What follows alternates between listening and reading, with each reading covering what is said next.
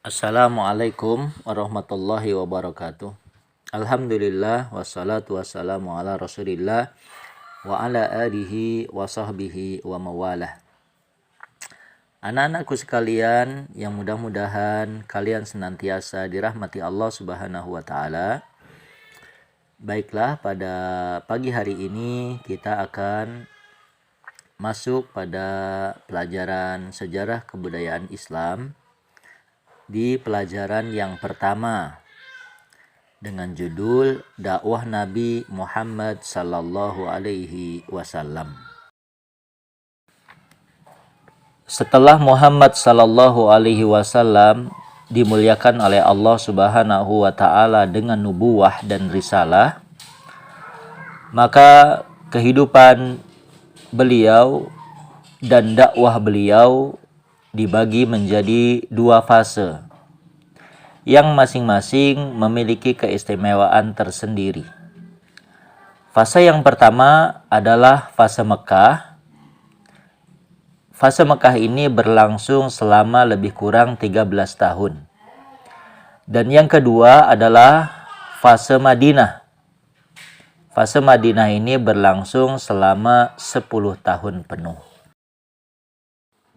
Baiklah anak-anak, pertemuan pertama dalam pelajaran sejarah kebudayaan Islam ini kita akan menjelaskan tentang fase pertama, yaitu fase kehidupan Nabi Shallallahu Alaihi Wasallam dan dakwah Nabi Shallallahu Alaihi Wasallam yang disebut dengan fase Mekah. Ya. Nah, perlu diketahui pada fase Mekah ini para ulama membagi kehidupan Nabi dan dakwah Nabi Shallallahu Alaihi Wasallam pun kepada 3 bagian.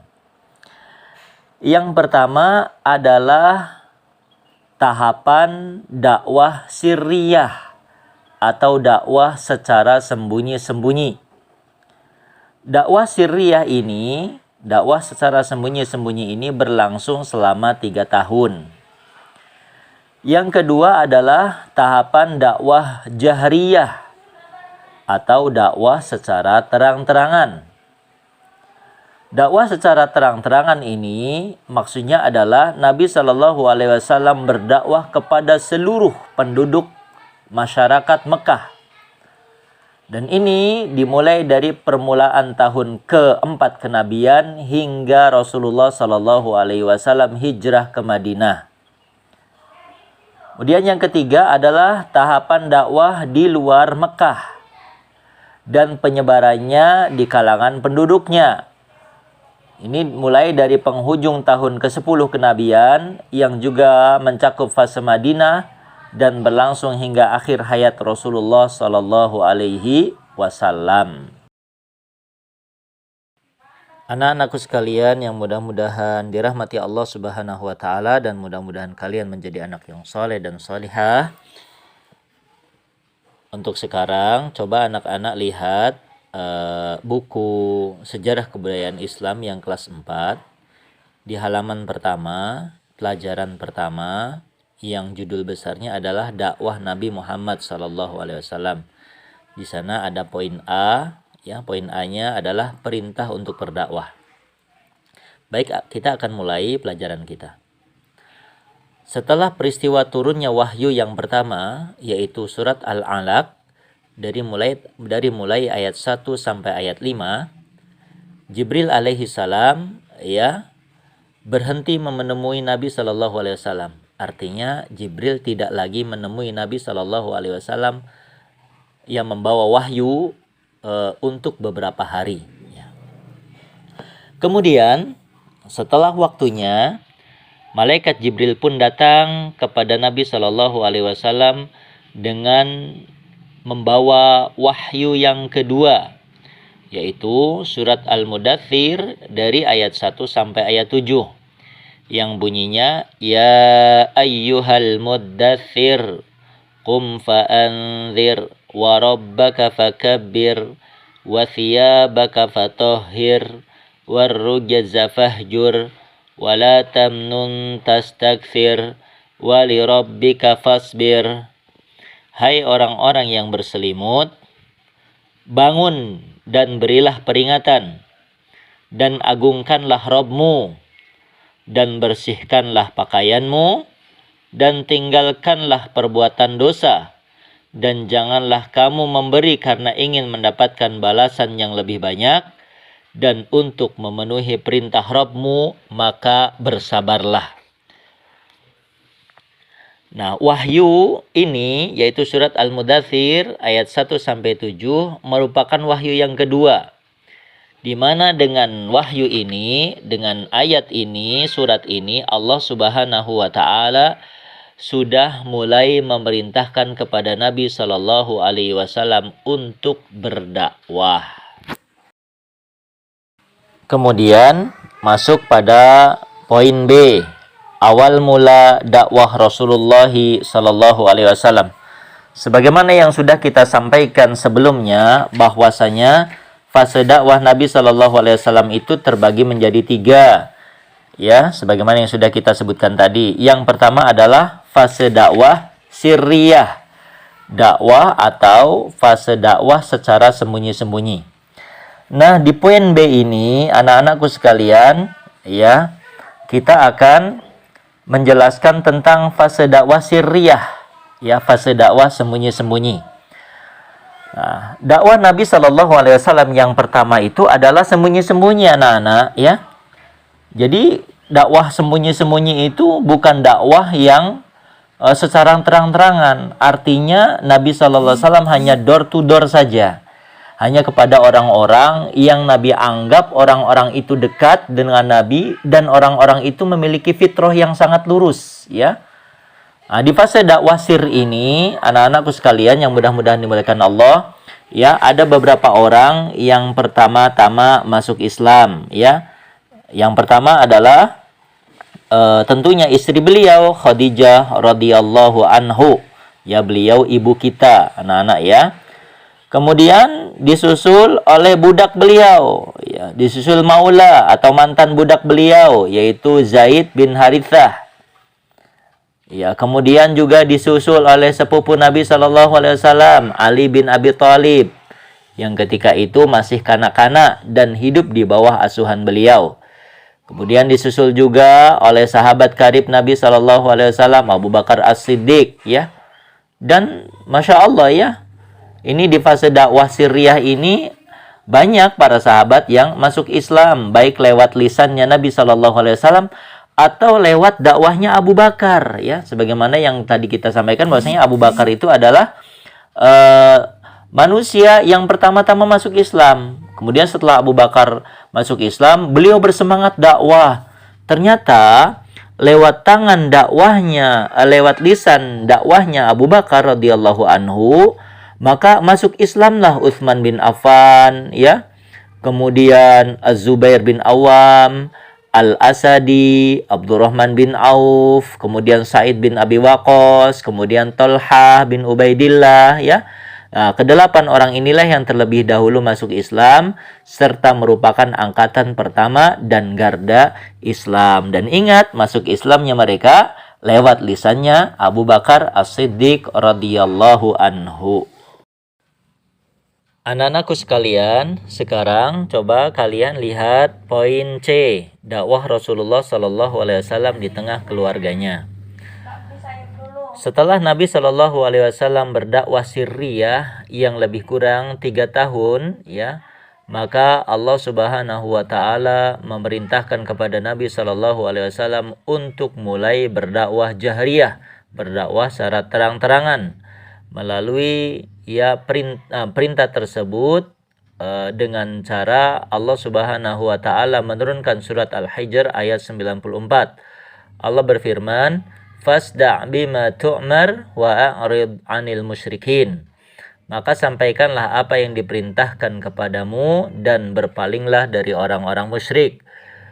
Perintah juga, ada juga perintah yang lain dari ayat yang lain sebagaimana disebutkan di dalam surat Asy-Syu'ara ayat 214. Allah berfirman, "Wa anzir ashiratakal aqrabin." Anak-anak sekalian, setelah Nabi Shallallahu alaihi wasallam diwahyukan oleh Allah Subhanahu wa taala 2 ayat di atas, maka Nabi Shallallahu Alaihi Wasallam ya memulai berdakwah secara terang-terangan. Dalam fase dakwah secara jahriyah atau terang-terangan ini, yang pertama dilakukan oleh Nabi Shallallahu Alaihi Wasallam adalah mendekati kabilahnya, yaitu Bani Hashim. Ya, karena Nabi Shallallahu Alaihi Wasallam adalah keturunan kabilah Bani Hashim, keluarga terdekat dari Nabi Shallallahu Alaihi Wasallam. Beliau mengundang mereka untuk makan bersama. Ya, kemudian mereka pun memenuhi undangan tersebut. Ya, di situ ada paman-paman dan kerabat beliau dari keturunan Bani Hashim. Ya, hadir di sana. Di tengah-tengah jamuan, tiba-tiba Rasulullah Shallallahu Alaihi Wasallam menyempatkan diri untuk menyampaikan dakwah. Ya, setelah Nabi Shallallahu Alaihi Wasallam memuji Allah Subhanahu Wa Taala, ya, kemudian Nabi Shallallahu Alaihi Wasallam menyampaikan dakwahnya, mengajak orang-orang atau Bani Hashim, keluarga Nabi, untuk beribadah hanya kepada Allah saja. Dan Nabi SAW menyampaikan bahwasanya beliau adalah utusan Allah Subhanahu wa Ta'ala. Setelah mendengar dakwah Nabi SAW, ya, mengajak manusia agar beribadah hanya kepada Allah, menjauhi perbuatan syirik, dan menyampaikan bahwasanya Nabi SAW itu adalah Nabi, ya, dan siapa saja yang enggan mengikuti dakwah beliau pasti akan masuk neraka, siapa yang mentaatinya akan masuk surga. Maka serentak orang-orang yang hadir ini terkejut, anak-anak, ya, terkejut, heran, ya, terkejut kok berani-beraninya Muhammad sallallahu alaihi wasallam ini menyalah-nyalahkan tradisi-tradisi yang sudah ada, mengatakan apa yang dilakukan oleh orang-orang Quraisy itu adalah kesalahan dan kesesatan. Maka keluarga Rasulullah sallallahu alaihi wasallam dari Bani Hashim ini, ya, terpecah belah, ya. Ada yang membela Nabi sallallahu alaihi wasallam, ada yang menolak Nabi sallallahu alaihi wasallam. Ya, yang menolak Nabi sallallahu alaihi wasallam Abu Lahab, ya, dan Abu Lahab itu pamannya loh.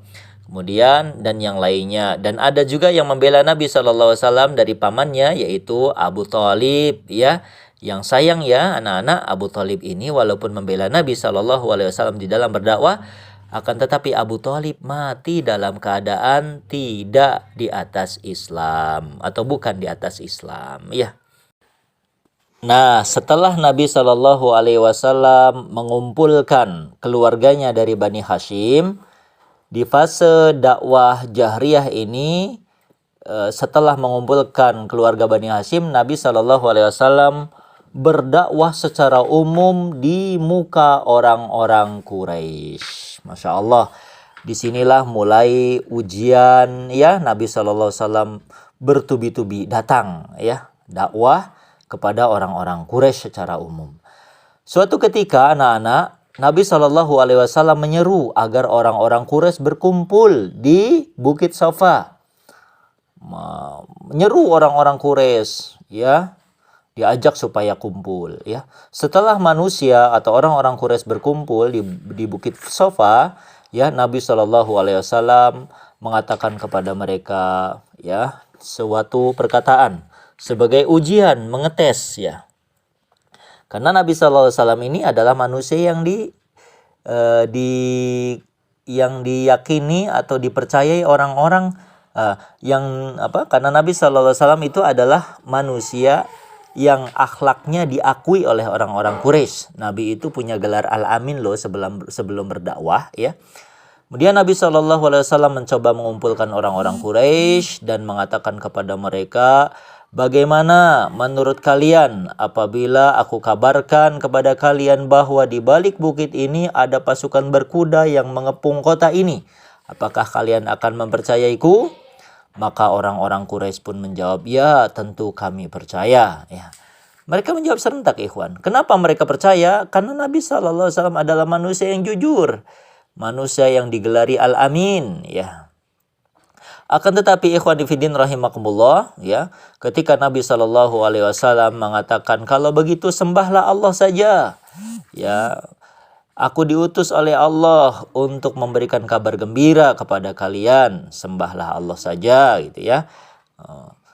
Setelah mendengarkan dakwah Nabi Shallallahu Alaihi Wasallam, berdirilah Abu Lahab dan mengatakan, tabban laka ya Muhammad, celakalah engkau wahai Muhammad, alihada jama'tana, hanya untuk inilah engkau kumpulkan kami. Nah, ini Abu Lahab, pamannya Nabi sallallahu alaihi wasallam, menolak dakwah Nabi sallallahu alaihi wasallam. Ya, kemudian celaan Abu Lahab ini dibalas oleh Allah dengan diturunkannya surat Al-Lahab ayat 1 sampai 5. Nah, ini ikhwan fiddin rahimakumullah ya, pelajaran kita yang pertama di dakwah Nabi Muhammad sallallahu alaihi wasallam, dari mulai dakwah sirriyah sampai dakwah jahriyah. Demikian anak-anak pelajaran kita ya di pelajaran pertama ini, mudah-mudahan bisa dipahami dan dimengerti. Silahkan ya pelajaran ini diulang-ulang.